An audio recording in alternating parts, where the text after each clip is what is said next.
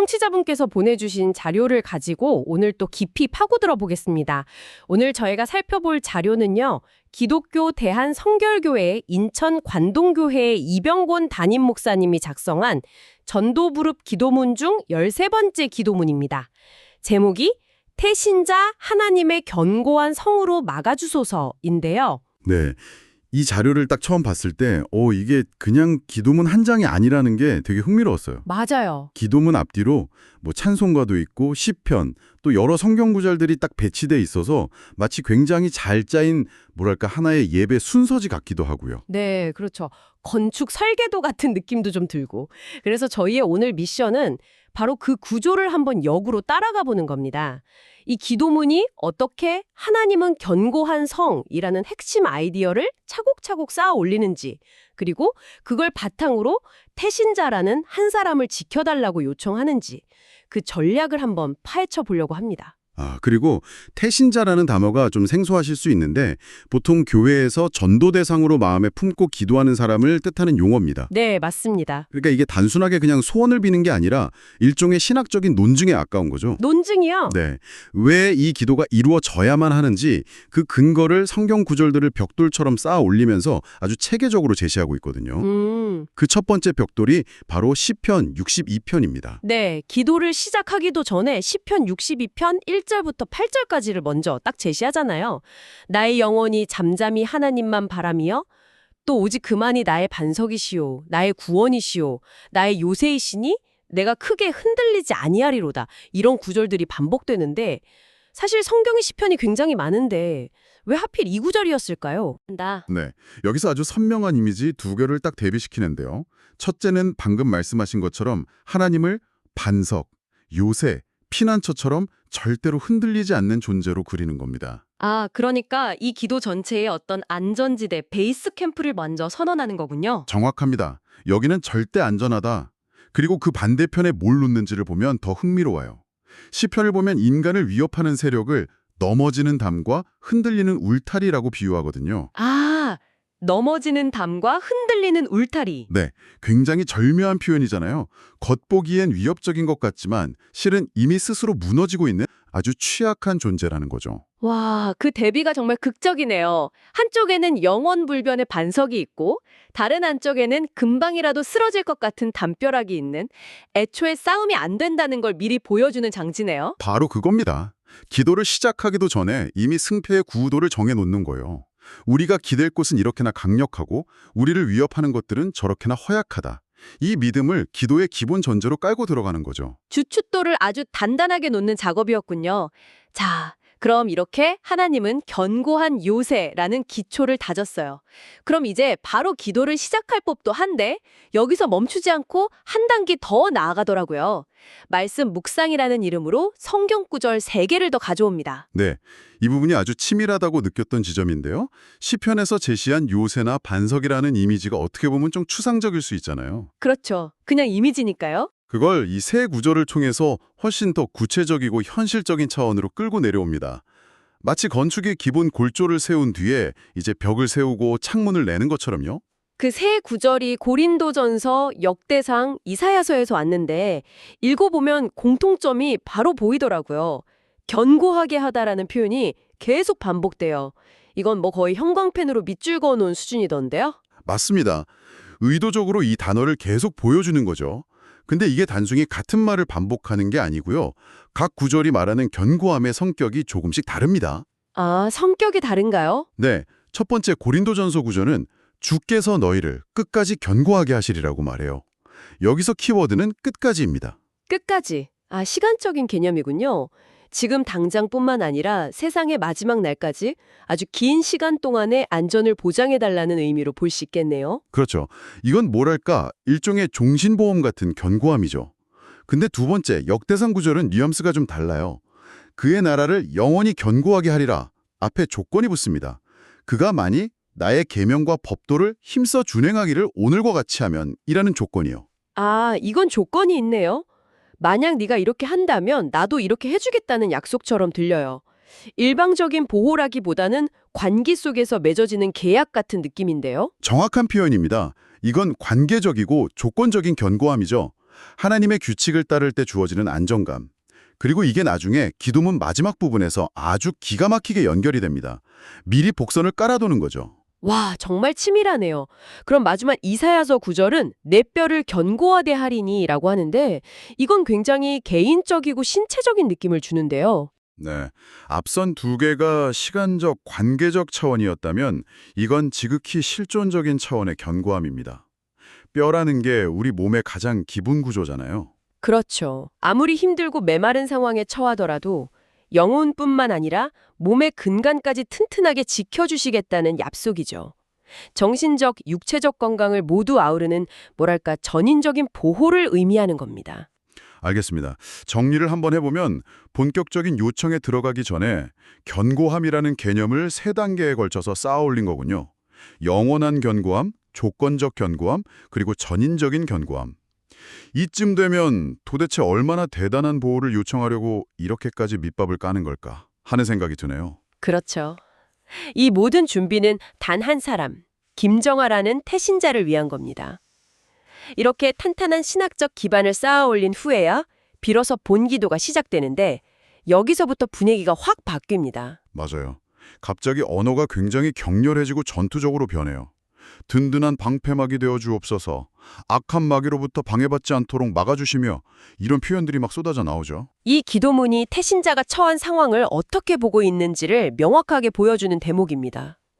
평화로운 일상이 아니라 보이지 않는 적들과 싸우는 영적 전쟁의 한복판에 있다고 보는 거예요. 영적 전쟁이라는 개념이 청취자분들께는 좀 생소할 수 있을 것 같아요. 이게 어떤 의미인가요? 이 기도문의 세계관 안에서는요, 인간의 삶이 단순히 눈에 보이는 것들로만 이루어진 게 아니라고 봅니다. 사람의 생각이나 마음에 영향을 미치려는 선한 세력과 악한 세력 간에 보이지 않는 싸움이 계속되고 있다는 믿음이죠. 그래서 기도는 그냥 조용한 소원빌기가 아니라 이 전쟁에서 아군을 보호하고 적군을 물리치기 위한 적극적인 무기가 되는 겁니다. 그러니까 이 기도문은 태신자 김정화 씨가 지금 그런 보이지 않는 공격에 노출된 위험한 상황이라고 진단하고 있는 거네요. 그렇습니다. 그래서 기도의 요청들이 굉장히 구체적이에요. 그게 세 가지로 나눠볼 수 있는데 첫 번째는 세상의 위협으로부터의 보호입니다. 세상의 위협. 세상의 유혹과 속임수가 마음에 틈타지 않게 하시고 불가운데로 걸어갈지라도 넘어지지 않게 하시며 세상 자체가 위험하고 적대적인 공간이라는 인식이 깔려 있는 거죠. 그리고 그 유일한 해결책으로 앞서 그렇게 공들여 쌓아 올린 하나님의 견고한 성을 딱 가져다 붙이는군요. 네. 두 번째 요청은 더 직접적입니다. 영적 존재로부터의 방어죠. 악한 마귀, 나쁜 세력 같은 단어를 직접 언급하면서 그들의 영향력으로부터 박아달라고 요청해요. 아예 직접적으로? 네. 특히 마음이 굳어지지 않게 하옵소서라는 부분이 중요한데 이건 영적 공격이 복음을 받아들일 수 있는 부드러운 마음을 딱딱하게 만든다고 보는 겁니다. 단순히 외부 공격을 막는 걸 넘어서 내면의 변화까지 신경 쓰는 거군요. 네. 그럼 세 번째 요청은 뭔가요? 이 모든 보호가 왜 그토록 절실하게 필요한지에 대한 이유. 바로 태신자 자신의 취약성을 강조하는 겁니다. 취약성. 기도문에 이런 문장이 있어요.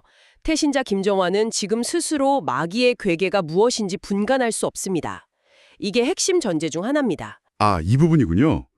그러니까 김정화 씨는 지금 위험에 처해 있을 뿐만 아니라 자기가 위험하다는 사실조차 모른다는 거네요. 스스로를 방어할 능력은 물론이고 뭐가 위협인지 구분할 능력조차 없는 상태라는 선언이군요. 맞습니다.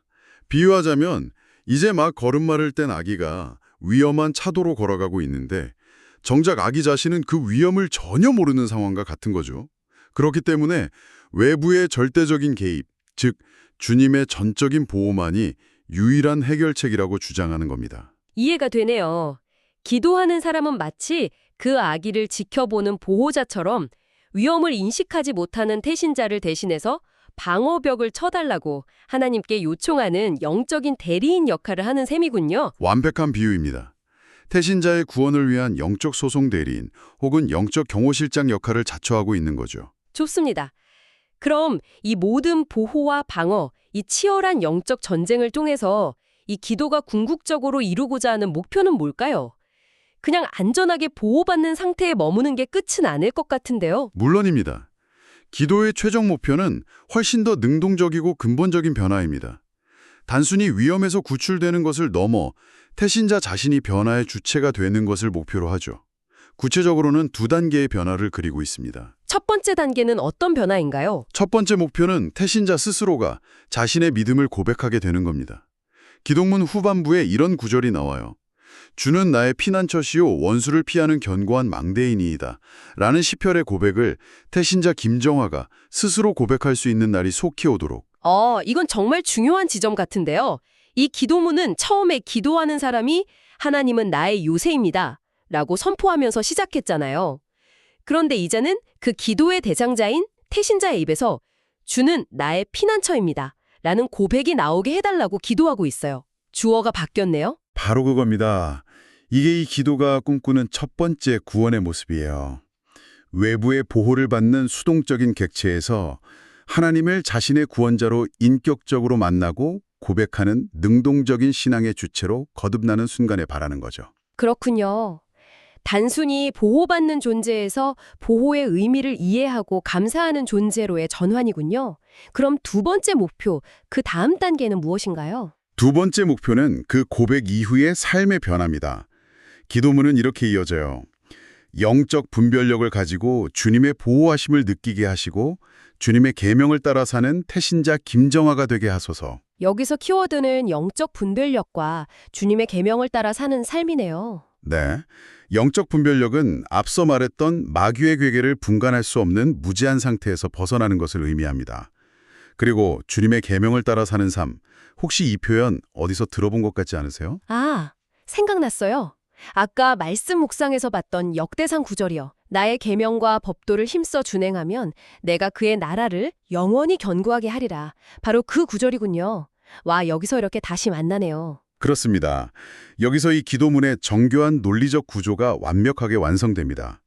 처음에 하나님의 일방적인 보호를 통해 태신자가 구출되고 신앙을 고백하게 되고 그게 1단계 변화. 그렇죠. 그 이후에는 스스로 하나님의 계명을 지키는 삶을 통해 그 견고함 안에 계속해서 머물며 살아가게 되기를 바라는 것. 이게 2단계 변화인 거죠. 이것이 기도가 그리는 구원의 전체적인 로드맵입니다. 정말 놀랍네요.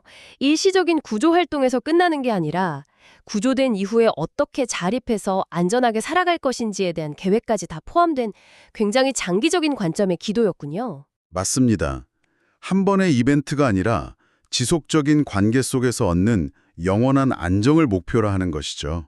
자, 오늘 이야기를 정리해보면 저희가 살펴본 이 기도문은 단순히 한 사람의 안녕을 비는 글이 아니었습니다. 시편과 여러 성경 구절을 통해 하나님은 절대적으로 견고한 요새라는 신학적 명제를 아주 단단하게 구축하고 그 믿음을 바탕으로 태신자가 처한 상황을 영적 전쟁으로 규정했죠. 그리고 하나님의 전적인 개입을 통해 그를 구원하고 나아가 그 구원받은 삶을 지속할 수 있는 길까지 제시하는 대단히 치밀하고 전략적인 텍스트였습니다. 네. 기도하는 사람의 입장에서는 자신이 아끼는 사람이 눈에 보이지 않는 위험에 처해 있다고 믿기 때문에 그를 구하기 위해 할 수 있는 가장 강력한 언어와 논리를 총동원한 깊은 사랑과 책임감의 표현이라고 볼 수 있겠죠.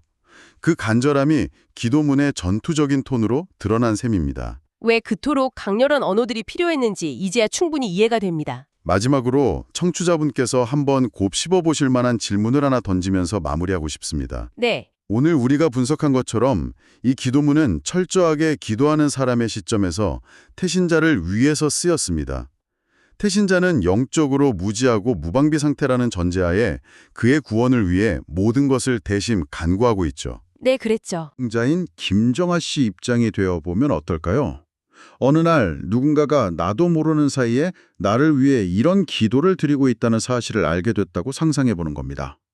누군가 나를 영적 전쟁터의 무방비한 존재로 규정하고 나를 대신해 악한 마귀와 싸우며 나를 보호해달라고 아주 치열하게 기도하고 있다는 것을 알게 된다면 어떤 기분이 들까요? 이 질문은 우리가 타인을 위해 기도하는 행위가 담고 있는 깊은 의미와 더불어 어쩌면 그 안에 숨겨져 있을 수 있는 관계의 복잡성에 대해서도 함께 생각해 볼 흥미로운 기회를 줄 거라고 생각합니다.